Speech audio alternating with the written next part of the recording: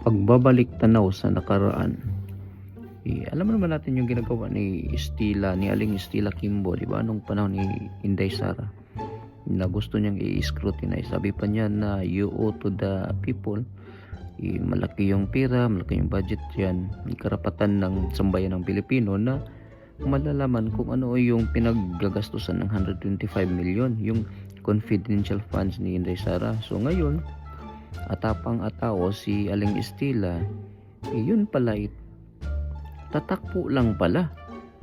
O, tingnan natin kung ano nangyari. So that's the reason for why tinatalakay natin ito, and it's a big amount of money.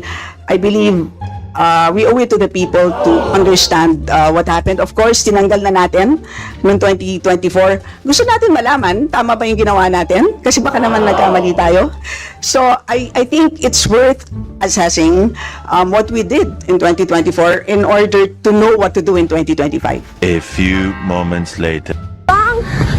Sorry ma'am, you have an explanation lang po doon sa blank pages po. Nagmamadali lang for the next event. Yeah, we were waiting yesterday ma'am.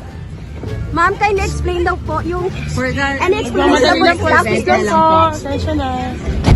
Umiwas si House Committee on Appropriations Acting Chairperson Marikina City 2nd District Representative Stella Kimbo. nice.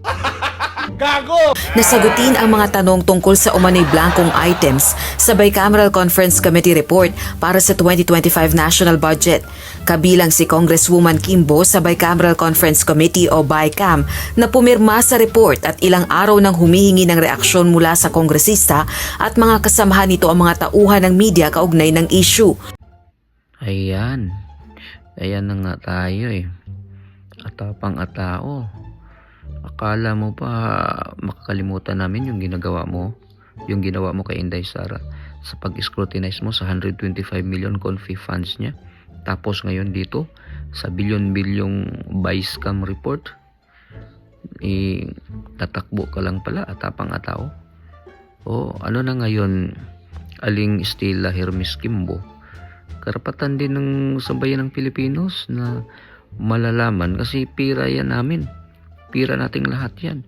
So, may karapatan kami na tatanungin ka kung ano bang nangyari doon. Ano bang magic sarap na inihanda nyo doon na bigla lang nagkaganon at ngayon walang mananagot dyan. O, Aling Estela Kimbo,